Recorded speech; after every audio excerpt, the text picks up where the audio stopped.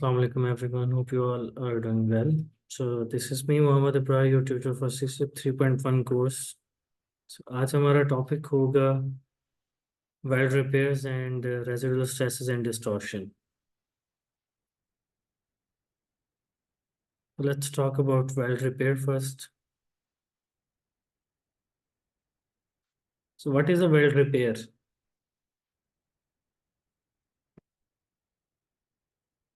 Weld repair is defined as if for example अगर weld कर रहा है तो उससे अगर वो टेक्निकली वो वेल्ड अच्छे तरीके से नहीं होगा तो Okay. हम उस वेल्ड को दोबारा करने को या उस वेल्ड में कुछ इंक्रीमेंट को वेल्ड रिपेयर करना Anything that was like defective. Defective अगर उसकी Okay. वेल्ड डिफेक्टिव होगी तो हम उसको दोबारा से उस वेल्डिंग को करेंगे चेक करेंगे उसको, उसकी रेंज चेक करेंगे, ओके, बाय सम टेस्टिंग टेक्निक्स।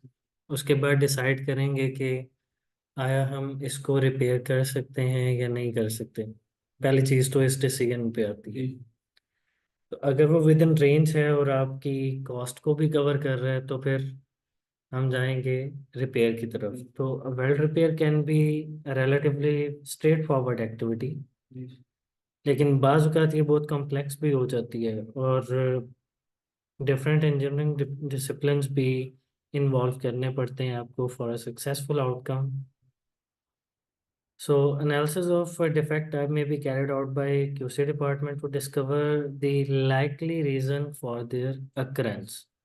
सबसे पहले तो उसकी जड़ को तलाशा जाता है ना कि आया ये डिफेक्ट, अगर आया है या रिपेयर लगना है तो लगना क्यों है, क्या कॉज क्या बना है इसका, राइट। सो हमें किन किन चीज़ों को देखना होता है इसमें। सबसे पहली चीज़, is welding the best method of repair. Welding करके ही रिपेयर लगेगा या जो रिपेयर आ रहा है वो जिस तरह के पहले रिपेयर थे उन्हीं की तरह है। कंपोजिशन या वेल्डेबिलिटी क्या है आपके बेस मेटल की। स्ट्रेंथ आपको किस तरह की रिक्वायर अपने रिपेयर से, क्या वो प्री हीट को टॉलरेट करेगा। हीट अफेक्टेड जोन की हार्डनिंग या सॉफ्टनिंग का उस पर क्या इफेक्ट है। Is PWHD necessary and practicable.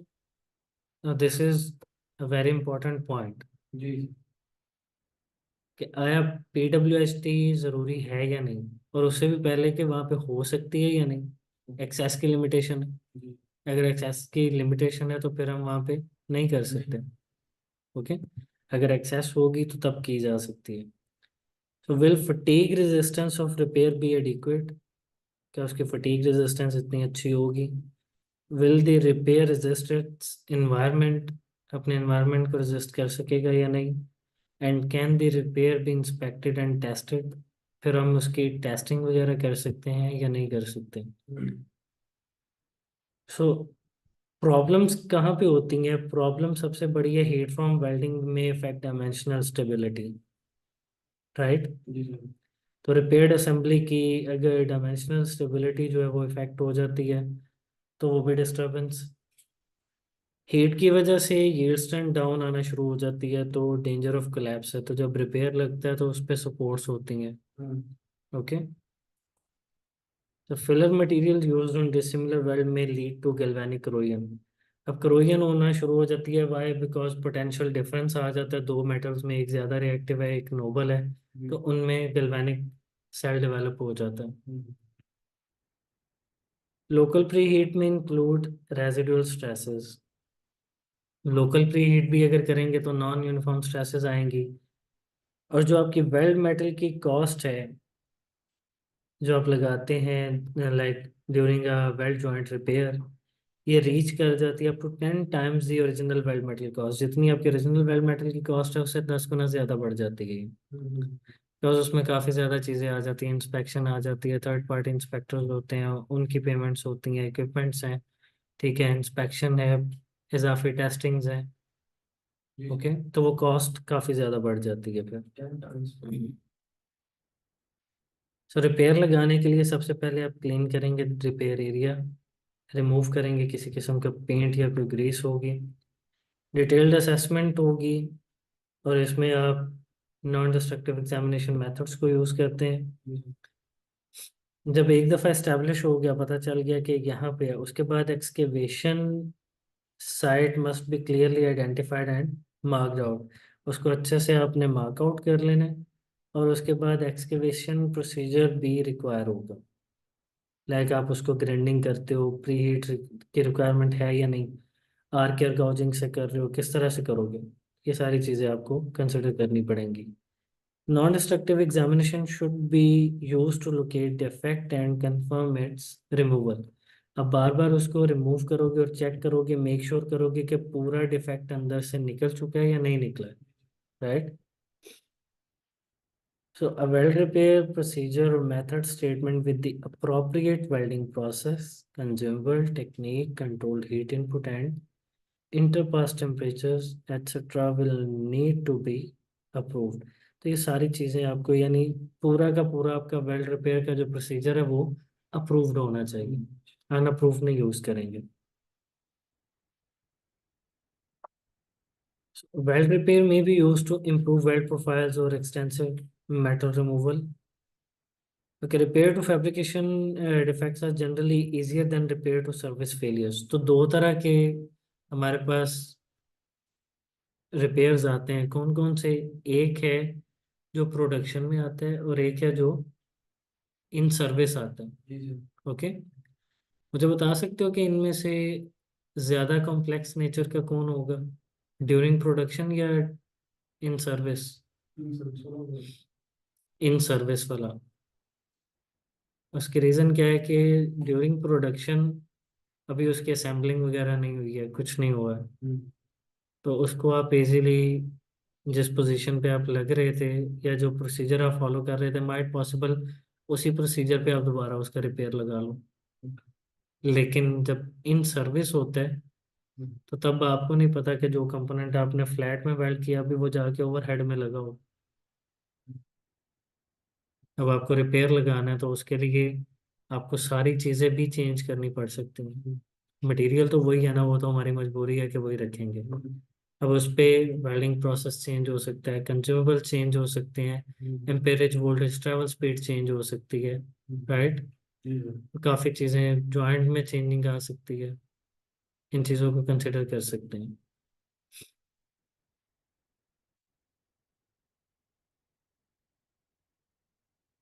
और जॉइंट में जो प्रिपरेशन है माइट पॉसिबल उसमें चेंजिंग आ सके जॉइंट के अंदर। ओके, जॉइंट मींस जॉइंट जिस शेप में लगा हुआ है वो तो उसी तरह से अटैचमेंट होगी उसकी।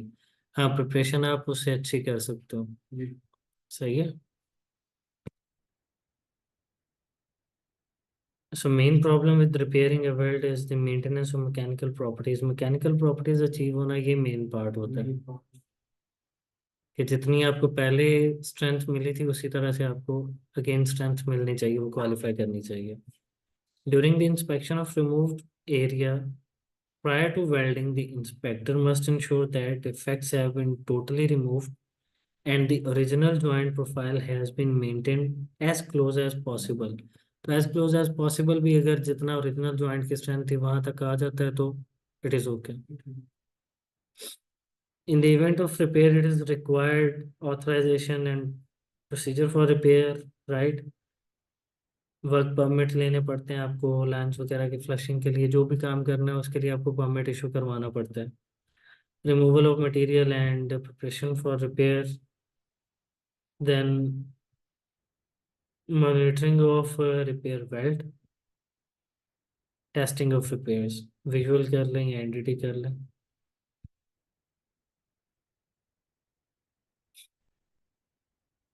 सो मेटल्स को रिमूव करने का मेथड कौन कौन सा यूज हो सकता है? Grinding, chipping, machining, filing, oxy gas gouging, arc air gouging, ये यूज कर सकते हैं हम।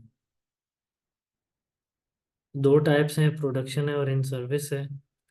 Production repairs are usually identified during production inspection। Evaluation of report is usually carried out by the welding inspector or entity operator। तो welding inspector या entity operator इनकी reports को evaluate कर लेते हैं। सो अगर तो डिफेक्ट जो है वो सरफेस ब्रेकिंग है, और फ्यूजन फेज पे आया तो प्रॉब्लम जो है वो क्रैकिंग या lack of side wall fusion हो सकती है। जी सर। अगर डिफेक्ट जो फाउंड हुआ है वो क्रैकिंग है तो कॉज मटेरियल या वेल्डिंग प्रोसीजर से हो सकता है। हम्म, अगर defect lack of side wall fusion है तो ये लैक ऑफ वेल्डर स्किल की वजह से होता है। जी सो ये भी क्वेश्चन हो सकता है कि अगर क्रैकिंग है तो किसका मसला है, और अगर lack of side wall fusion है तो किसका मसला है। अगर क्रैकिंग है तो मटेरियल या वेल्डिंग प्रोसीजर, अगर lack of side wall fusion है तो sir. lack of skill of welder. So in this particular case, as the defect is open to surface, तो आप MPI या die penetrant कर सकते हैं to gauge the length, और UT यूज कर सकते हैं to gauge the depth. Okay. जो सर्विस में आने वाले रिपेयर्स हैं ये complex नेचर के होते हैं। Component is likely to be in a different welding position and condition than it was during production, right? तो ये किसी टॉक्सिक एक टॉक्सिक या कोई कंबस्टेबल अगर फ्लूइड है या मटेरियल है उसके साथ कांटेक्ट में हो सकती है लाइन, तो हमें पहले उसकी प्रॉपर फ्लशिंग करनी पड़ेगी और उससे पहले परमिट इशू करवाना होता है इसको फ्लशिंग करवाने के लिए भी, राइट। रिपेयर वेल्डिंग प्रोसीजर जो है वो ओरिजिनल प्रोडक्शन प्रोसीजर से टोटली डिफरेंट भी हो सकता है। फिर हीट है जो, वो अगर कोई इलेक्ट्रिकल कंपोनेंट है तो उनको डैमेज कर सकती है। This may also include difficulty in carrying out any required pre or post welding heat treatment and a possible restriction of access to area to be repaired. Okay, मे भी possible restriction हो सकती है कि जहाँ पे रिपेयर लगना है वहाँ पे भी रिस्ट्रिक्शन आ रही हो और वहाँ पे आप हीट ट्रीटमेंट को अप्लाई ना कर सकें। ओके, कह रहा है कि लार्ज फैब्रिकेशंस के लिए it is likely that repair must also take place on site. क्या मतलब हुआ इसका?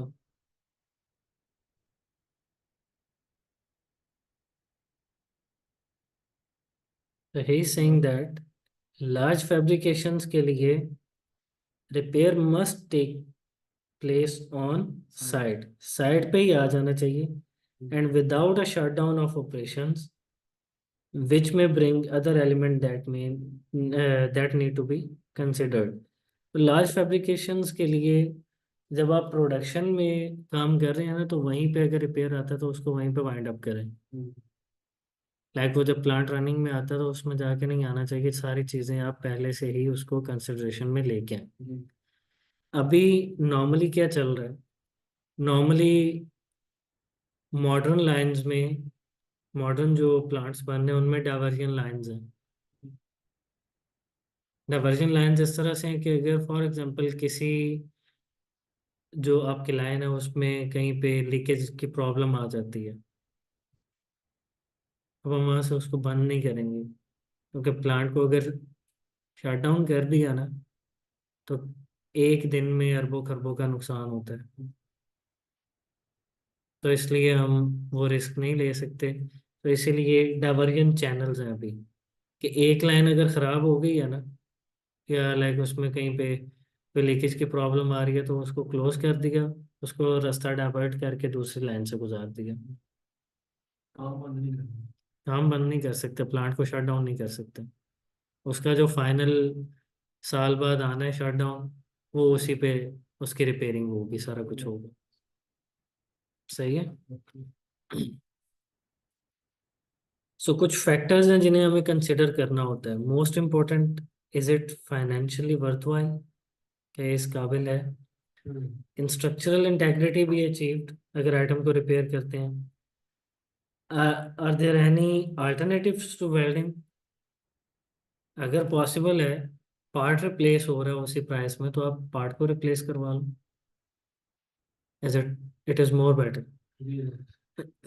डिफेक्ट कॉज किसने किया और क्या ये दोबारा आने की पॉसिबिलिटी है, how is defect to be remove, remove किस तरह करेंगे, कौन सा वेल्डिंग प्रोसेस यूज करेंगे, what and is required to ensure complete removal of the defect, right. वो हमने अभी देखा कि लेंथ वगैरह के लिए हम एमपीआई या डीपीआई कर लेते हैं, राइट। और डेप्थ वगैरह को गेज करने के लिए यूटी यूज कर लेते हैं। Will the welding procedure require approval और री approval? Yes, obviously it will require approval. What will be effect of welding distortion and what will be effect of welding on distortion and residual stresses? Obviously, we need to consider while taking a look at the joint design. Okay. Will heat treatment be required? What NDE is required and how can acceptability of repair be demonstrated?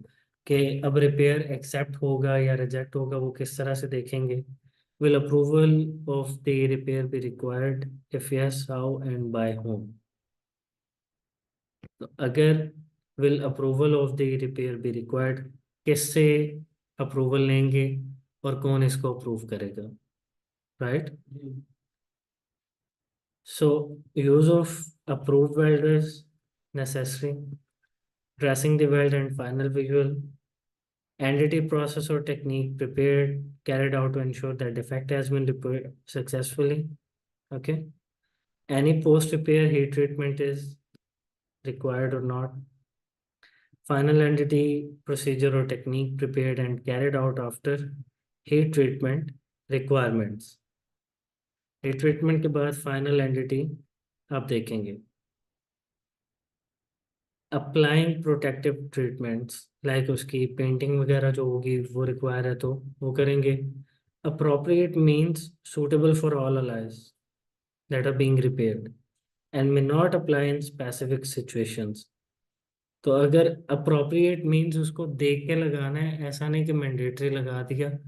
देखेंगे, condition check करेंगे, अगर feasible है तो use करेंगे, अगर नहीं है तो नहीं करेंगे। ओके।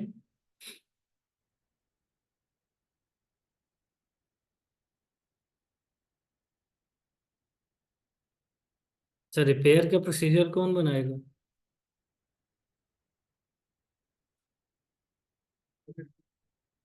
Again engineer. इंजीनियर काम प्रोसीजर जो है वो इंजीनियर नहीं बनाना है। अप्रूव कौन करेगा? वो सर करेगा थर्ड पार्टी इंस्पेक्टर होगा third party will be there to inspect that, और अपना इंस्पेक्टर भी होगा राइट। और एग्जामिनिंग बॉडी तो दैट्स उनके इट। सब पे साइन होगी। दोबारा से जैसे हम डब्ल्यूपीएस क्रिएट करते हैं यस, इसी तरह से सारी लो बात देखी। लाइक एक प्रोसीजर दोबारा से बन रहा है तो अगेन वही प्रोसेस, राइट। सो ये एक फ्लो चार्ट है जिसमें है डिसीजन ट्री है that has natural defect been determined. अगर नहीं पता चली तो नॉन डिस्ट्रक्टिव डिस्ट्रक्टिव टेस्टिंग करवा लो। अगर पता चल गई है तो देखें इसे रिपेयर है डिसीजन। अगर नहीं है तो रिप्लेस कर दें पार्ट को। अगर है तो पहले देखें आपके बेस मेटल की वेल्डेबिलिटी क्या है, उसके हिसाब से welding process, filler material, welding standards choose करके इस्टेब्लिश करें वेल्ड रिपेयर प्रोसीजर। अब अगली चीज़ आ जाती है वेल्डर क्वालिफाइड है या नहीं। अगर नहीं है तो ट्रेन करें, क्वालिफाई करवाएं और उससे इस्टेब्लिश करवाएं। फिर वो प्रिपेयर करवाएगा डिफेक्ट एरिया को, परफॉर्म करेगा वेल्ड रिपेयर और फिर होगी inspection. Has repair been successful? अगर नहीं है तो दो प्रॉब्लम हो सकती हैं, या प्रोसीजर की या वेल्डर की, जो भी है। Fix the problem, again perform the repair, inspect, if yes protect and return to the service. Okay. अच्छा मुझे ये बता सकते हैं कि नॉर्मली लाइक जब हम रिपेयर लगा रहे होते हैं इन सर्विस तो how many times we can repair? हम कितनी दफा सर यानी कि एक दफा हमने रिपेयर लगाया फिर हम दोबारा चेक करेंगे। सर हम तब तक रिपेयर लगाएंगे जब तक वो हम तब तक वो ठीक नहीं हो जाए नो, कि इसकी एक ही जगह में लगे, एक ही लगे ये बुनियादी बड़ा same material thickness, same welding position पे टेस्ट पीस ले लिए जाते हैं, कट कर लिए जाते हैं। जी ओके। फिर उन पे उसी पोजीशन में वेल्डिंग करवाई जाती है। ठीक है। वेल्डिंग करवा के उनको टेस्ट किया जाता है कि वो और आपकी रिक्वायर्ड मैकेनिकल प्रॉपर्टीज या जो आपको जॉइंट से स्ट्रेंथ रिक्वायर है वो अचीव करवा रहे हैं या नहीं करवा रहे हैं। प्रोडक्शन वेडिंग से पहले हम उनको ऐसे ट्रेन कर सकते ऑब्वियसली हमें करना पड़ेगा, क्योंकि अगर आप जो इन सर्विस एक कंपोनेंट है, हैं। जी। आप उसकी एक्सकेवेशन आपने कर दी, हम्म, निकाल दिया उसको, हम्म, बार बार अगर आप वहाँ पे वेल्डिंग करते जाओगे आपके मटेरियल की स्ट्रेंथ रिड्यूस हो जाएगी, उसकी यील्ड ड्रॉप कर जाएगी, बिकॉज हीट की वजह से मेटलर्जिकली इफेक्ट हो जाएगा वो। जी। तो उसके लिए फिर हम क्या करते हैं, सेपरेटली मटेरियल लेते हैं। Same okay, process. Same process same. जो कि आपने अप्लाई करना है उधर, उसी तरह से उसको बार बार वही वाला PWPS बना के बार बार चेंजिंग करके चेक करते हैं जब तक कि आपको आपकी रिक्वायर्ड स्ट्रेंथ अचीव नहीं हो जाती। तो जिस प्रोसेस से या जिस टेक्निक पे जाके आपको वो अचीव होंगी, जी। फिर फाइनल रिपेयर जो है वो वहां पे लगेगा, और वो वन टाइम रिपेयर लगाते हैं। ओके। ओके, ठीक हो। सो ये आपको दिखा रहा है इस तरह से वेल रिपेयर है। साइड से अगर आप देखोगे तो आपको इस तरह से नजर आएगा, अगर आप प्लेन व्यू देखते हैं, यानी अगर आप टॉप से देखते हैं तो आपको इस तरह से लाइन नजर आ जाएगी जहाँ पे वो एक्सकेवेशन होनी है। अब एक्सकेवेशन हम किस तरह से करते हैं, किस शेप में बनाते हैं। अगर क्यों सर इफेक्ट की, ये जो जिसे वो बोल रहे हैं कि नहीं, मैं ये कह रहा हूँ कि जब आपने, आपको पता चल गया कि यहाँ पे रिपेयर लगना है, जी। यहाँ पे डिफेक्ट है, आपने उस हिस्से को खाली किया, एक्सकेवेट किया, निकाल दिया उसके अंदर से, ठीक है। अब मुझे ये बताओ कि इस एक्सकेवेशन को किस शेप में किया जाता है, क्या ये चौरस होती है, जी। लाइक इसके किनारे होते हैं, या फिर राउंड शेप है। यहाँ पर तो ये बी टाइप बनाई है। नॉर्मली ये बनती है बोट शेप। हम्म, बोट, कश्ती होती है ना, जिस तरह नीचे से इस तरह ये चीज बनी हुई है, क्योंकि अगर आप उसको ये चीज बनाओगे ना, लाइक ये इस तरह से आप एक्सकेवेशन करते हो, तो वहां पे इलेक्ट्रोड की मैनिपुलेशन किनारों में नहीं होगी, वहां पे अगेन लैक ऑफ यूएन की प्रॉब्लम आ सकती है। हम्म, तो बोर्ड शेप उसको इस तरह इसलिए बनाया जाता है ताकि इलेक्ट्रोड इजीली हर जगह पे लग जाए, हम्म, वहां पे पासेस लगाने में आसानी हो। हम्म, ओके, सो इसलिए कीप इन माइंड कि हमेशा बोर्ड शेप बनाई जाती है, और किसी शेप में इसको एक्सकेवेट नहीं किया जाता। तो ओरिजिनल वेल्ड में कटिंग, प्रिपरेशन, टैकिंग, इसकी कॉस्ट है, वेल्डर टाइम की कॉस्ट है, कंज्यूमेबल एंड गैस की कॉस्ट है, विजुअल इंस्पेक्शन की कॉस्ट एंड इट इज़ ज़्यादा एक्सपेंसिव होती है, देन डॉक्यूमेंटेशन है।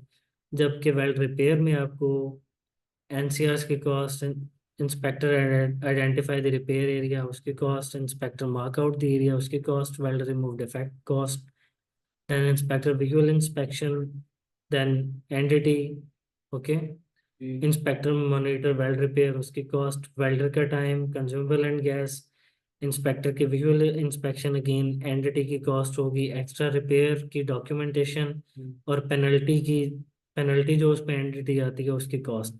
तो ये सारा करते करते अराउंड 10 टाइम्स चली जाती है of the original well metal cost, right. वो महंगा है sir battery. So any question in weld repair.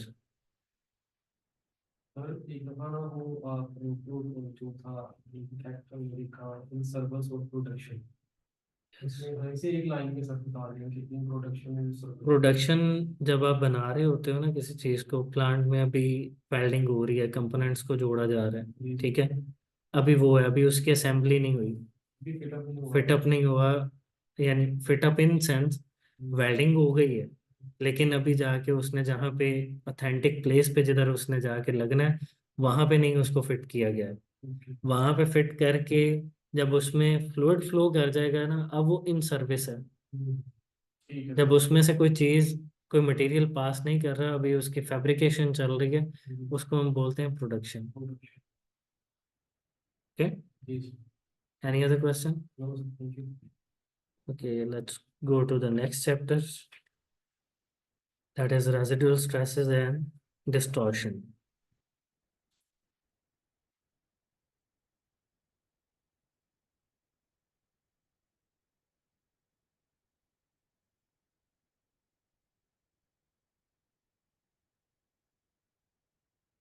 So what is difference between stress and distortion? That's what makes distortion creative. Okay, but what is the main difference between these?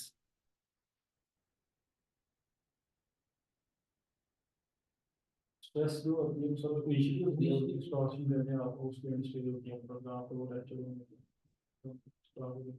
This is true कि stresses की वजह से ही material distort करता है, but at what level of stress? जब stresses जो है वो आपके मटेरियल की यील्ड को क्रॉस कर जाती हैं, वहां पे जाके मटेरियल डिस्टॉर्ट करता है। अगर वो यील्ड को टच नहीं कर रही हैं तो वो रेजिडुअल स्ट्रेसेस ही कंसिडर होंगी, राइट? वहां पे हम ये नहीं कह सकते कि मटेरियल जो है वो डिस्टॉर्ट कर रहा है। क्लियर? डिस्टॉर्शन कब आएगी? जब वो आपके मटेरियल की यील्ड को क्रॉस कर जाएगा। Okay, so in case of a heated bar, resistance of the surrounding material to the expansion and contraction leads to formation of residual stresses। तो अनबैलेंस एक्सपेंशन और कॉन्ट्रैक्शन जो होती है उसकी वजह से मटेरियल के अंदर आ जाती हैं स्ट्रेसेस। जब इन स्ट्रेसेस का लेवल बहुत ज़्यादा बढ़ जाता है तो फिर लाइक वो यील्ड को क्रॉस करें तो वो डिस्टॉर्शन कॉज करती हैं। फिर स्टील्स, प्लेन कार्बन स्टील है, अलॉय स्टील्स हैं, इनमें स्ट्रेसेस किस तरह से आएंगी? ऑन हीटिंग, जब आप हीट करते हो तो मटेरियल एक्सपैंड करता है, right? It will go in expansion. जब कूलिंग होगी तो वो कॉन्ट्रैक्ट करेगा, ऐसे ही है। अब अगर मैं अपने मटेरियल को एक साइड से रिस्ट्रिक्ट कर देता हूँ, एक साइड ओपन छोड़ दी मैंने, अब क्या होगा? इस साइड से तो नहीं फैलाएगा, ओके, इस साइड पे फैलाव नहीं होगा, वो दूसरी साइड से फैलना शुरू हो जाएगा, राइट? अगर मैं इसको दोनों साइड से जकड़ दूं, दोनों साइड से ही मैंने रिस्ट्रेन कर दिया, अब क्या होगा? ना ये इधर निकल सकता है ना ये इधर निकल सकता है। ये क्या करेगा? अब ट्रांसवर्स डायरेक्शन देखेगा, राइट? आगे लॉन्गिट्यूडनल डायरेक्शन में फैल रहा था, सिकुड़ रहा था, अभी ये ट्रांसवर्स डायरेक्शन में, क्योंकि उसने किसी साइड पे तो निकलना है ना। अब सेंटर से वो डिस्टॉर्ट कर रहे हैं इस तरह से, राइट? जब कूलिंग होगी तो इसकी ये जो लेंथ है वो भी अपनी ओरिजिनल लेंथ से रिड्यूस होगी, क्योंकि उसका वो जो फैलाव था वो दूसरी डायरेक्शन में निकल गया। जो उसने एक्सपैंड होना था वो दूसरी डायरेक्शन में हो गया। अब ओरिजिनल लेंथ जो है वो रिड्यूस हो जाएगी। लेकिन सर जब वो कॉन्टैक्ट होगा तो वो ट्रांसफर डायरेक्शन में होना चाहिए ना। नहीं, हमने रेस्ट्रेंट सिर्फ कंट्रैक्शन अभी में वो लगाई। जब फैलता है, जी एक्सपेंशन होती है तो वो सभी डायरेक्शंस में जाती है, जी ऐसे ठीक ही है? जब कॉन्ट्रैक्शन होगी तो वो भी सभी डायरेक्शन में होगी। सभी अगर वो ट्रांसवर्स डायरेक्शन से भी कॉन्ट्रैक्ट करता है तो तब भी मॉलिक्यूल्स ने अब पैक तो होना है ना दोबारा। जी होने तो ऑब्वियसली वो जब रिड्यूस होते होते आएंगे तो थोड़ी सी लेंथ कम हो जाएगी उसकी। पहले से कम होगी। जैसे वो फैला था, अब अगेन उसकी लेंथ जो है वो रिड्यूस होगी, लेकिन वो जो बिकॉज जो पहले उसने लेंथ में फैलना था, अब रिस्ट्रेन करने की वजह से वो ट्रांसवर्स डायरेक्शन में चला गया ना। जी, अब मॉलिक्यूल्स की अरेंजमेंट तो उधर चली गई।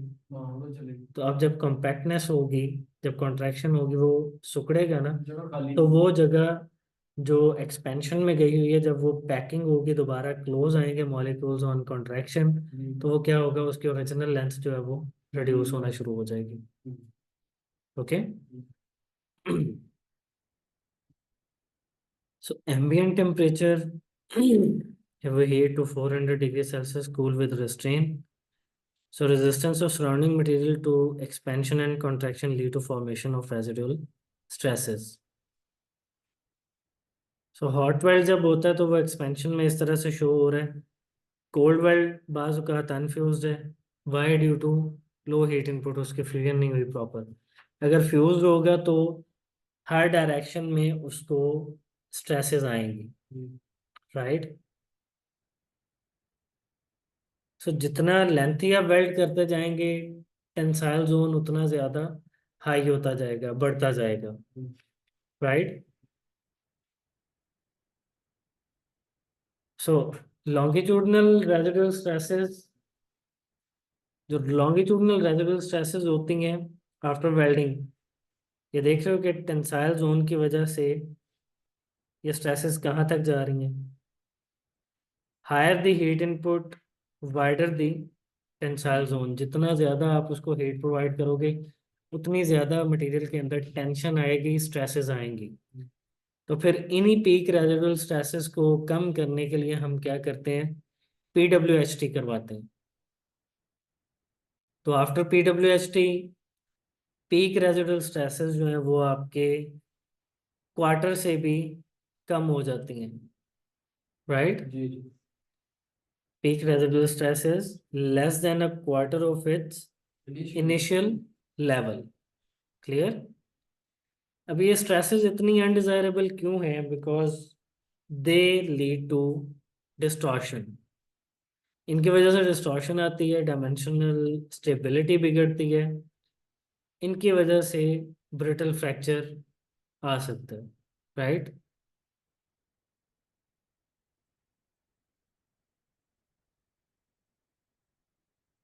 सो हॉट वेल्ड और हीट अफेक्टेड जोन है 400 mm पे, सेपरेट कूलिंग करते हैं तो ये रिड्यूस हो जाता है 5 mm तक। और अगर कंबाइंड कूलिंग करते हैं तो आपके मेंबर की जो लेंथ है ओरिजिनल, वहाँ से ये थोड़ा सा कॉम्पैक्ट हो जाता है, सिकुड़ जाता है। तो वहाँ पे लेंथ में थोड़ी सी रिडक्शन आ जाती है, लाइक 1-2 mm तक। Combined cooling. जी। जब भी आप सिंगल साइडेड वेल्डिंग करते हो, एक पास डिपॉजिट करोगे तो थोड़ा सा डिस्टॉर्ट करेगा, दो और कर दिए मजीद करेगा, तीन और कर दिए और करेगा। तो उसकी बजाय फिर हम जॉइंट डिज़ाइन ऐसा बनाते हैं, जॉइंट डिज़ाइन में आपकी जो प्रिपरेशन है वो इस तरह से बनाई जाती है ताकि स्ट्रेसेस का लेवल मिनिमाइज रहे। जब बैलेंस वेल्डिंग होगी तो उसमें क्या चीज़ आएगी, डिस्टॉर्शन नहीं आएगी। Okay, stresses will be there, लेकिन एक रेंज पैटर्न में होंगी, वो आपके यील्ड को डिस्टर्ब नहीं करेंगे, so there will be no distortion.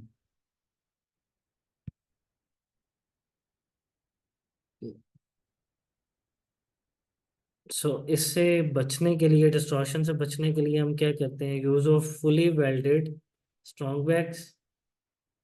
Strong bags को यूज कर लिया जाता है वेल्ड करके, राइट। जी सर। या फिर टैकिंग कर ली जाती है, टैकिंग करने के बाद आप इजीली अपने मेंबर्स पे like back step welding technique use कर लो, राइट। अब इसमें ये टेक्निक देख लो टैक वेल्डिंग की, tack weld straight through to end of joint, ends पे आप टैकिंग कर लो, tack weld one end then use back step technique for tacking the rest of the joint. Okay, या फिर सेंटर से उसको टैग कर लो और उसके बाद back step welding technique use कर लो। ओके,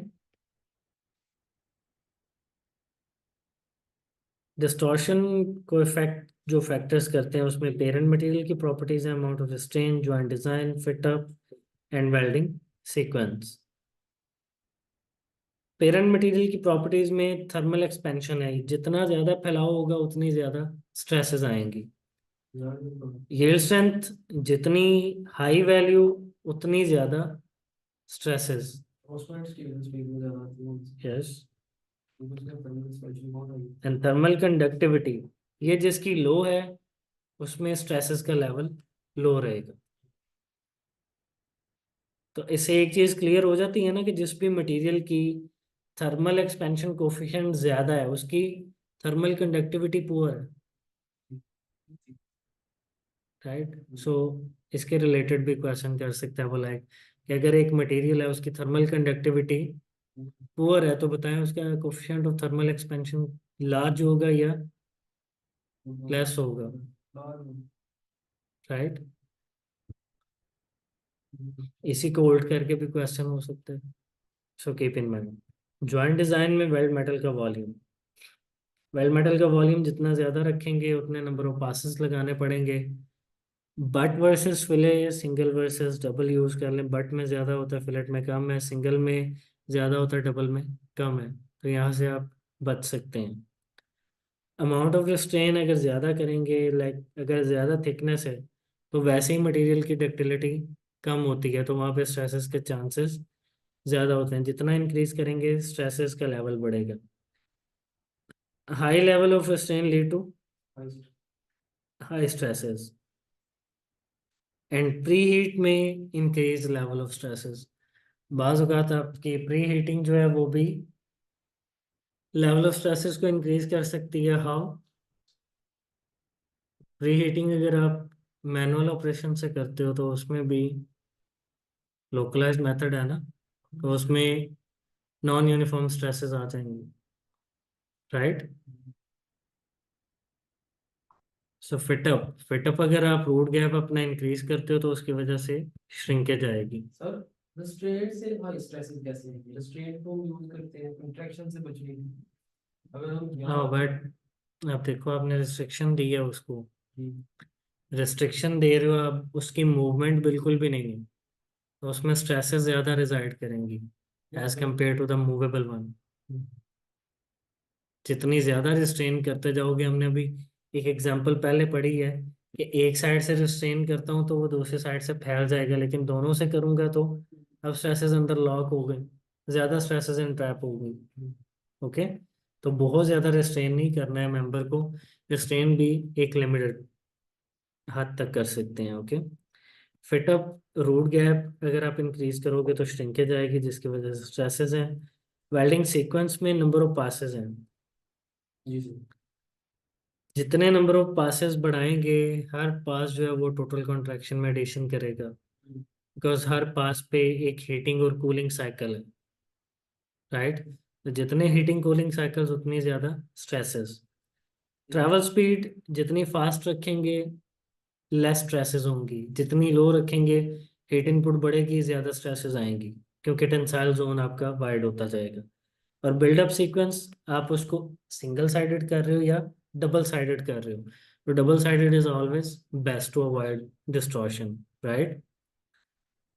लाइक जैसे यहाँ पे आप देख सकते हो, ये ब्रिजेस वगैरह में या फिर आपके जो शिप्स हैं, इनको वेल्ड करते हुए ये डिस्टॉर्शन आ जाती है। इसमें ट्रांसफर श्रिंकेज है that is producing the distortion. तो इसके लिए हम प्री सेटिंग भी कर लेते हैं, लाइक स्लोप का कॉन्सेप्ट यूज कर सकते हो आप। अब वेल्डिंग खत्म कर दें, वेल्डिंग खत्म कर दी तो इंस्पेक्टर्स की किल्लत हो जाएगी ना, तो हमें वेल्डिंग को खत्म नहीं करना है। हाँ, जहाँ पे आपके पास, आपको पता है ना कि लाइक टी जॉइंट में, कॉर्नर जॉइंट में ज्यादा डिस्टॉर्शन आने के चांसेस होते हैं, तो फिर आप वहां पे क्या कर सकते हो, अगर ऑलरेडी फॉर्ज पीसेज आपको अवेलेबल हैं तो आप उनको यूज कर सकते हो। रोल्ड या एक्सट्रूडेड सेक्शंस आपको अगर अवेलेबल है, ओके। यहाँ पे दूसरी चीज ये है कि आप उसको न्यूट्रल एक्सिस पे जाके वेल्ड करो। न्यूट्रल एक्सिस पे जाके वेल्ड करने का फायदा क्या होगा, यहाँ पे आके स्ट्रेसेस का इफेक्ट जो है वो ज्यादा नहीं होता, मटेरियल में डिस्टॉर्शन आने के चांसेस कम होते हैं। वेल्ड मेटल को रिड्यूस करो, डिस्टॉर्शन नहीं आएगी। बैक टू बैक असेंबली कर लो या फिर वेजेस यूज कर लो। जब वेल्ड हो जाएंगे उसके बाद आप इनको, वेजेस को रिमूव करो तो ये एग्जैक्ट एक दूसरे के ऊपर इजी आ जाएंगे, इनमें डिस्टॉर्शन नहीं आएगी, right.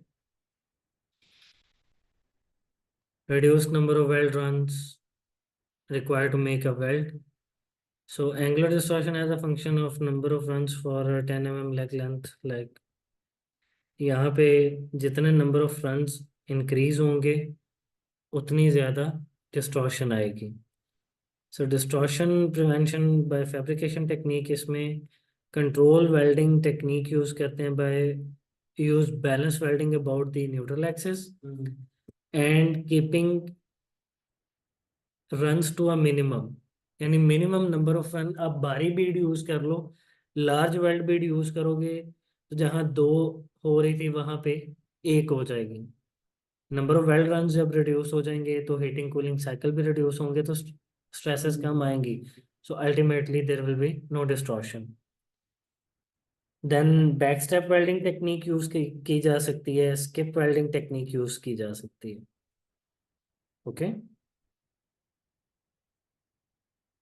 So you stack weld identical component welded back to back, attachment to longitudinal stiffeners। जहाँ पे कोई choice है, welding procedure process technique should aim to deposit weld metal as quickly as possible। तो वहाँ पे आप मैक को use कर सकते हो एज कम्पेयर टू एमएमए। तो लॉन्ग रन में कहता है कि कभी भी आप एक डायरेक्शन में वेल्ड को कंप्लीट नहीं करें। रीज़न क्या होगी, आप एक ही डायरेक्शन में चलते जाएंगे तो आपका टेंसाइल जोन वाइडर होता जाएगा, स्ट्रेसेस आएंगे ज़्यादा। तो ऐसे जगह पे फिर लॉन्ग रन पे वेल्डर रीपोजिशन होता है। वेल्डर को क्या करना पड़ता है, रीपोजिशन करना पड़ता है। तो वो बैक स्टेप या स्किप वेल्डिंग टेक्निक यूज़ करेगा। Okay, that's all about residual stresses and distortion. If you guys have any question, you can ask me. Skip welding होती है कि लाइक आपने उसको पहले एंड से अटैक किया, सेंटर से कर दिया और स्टार्ट से कर दिया, देन आप रिपोजिशन हो गए, फिर आपने सेंटर से उसको वेल्ड कर दिया, फिर एंड से, फिर स्टार्ट से। इस तरह से यानी बार बार प्लेसेस को चेंज करके आप पूरा वेल्ड रन कंप्लीट कर लेते हो। Okay, yes, any question please? So that's all about today's topic. Next, we will cover heat treatment, welding safety, calibration and validation, and preheat. Okay.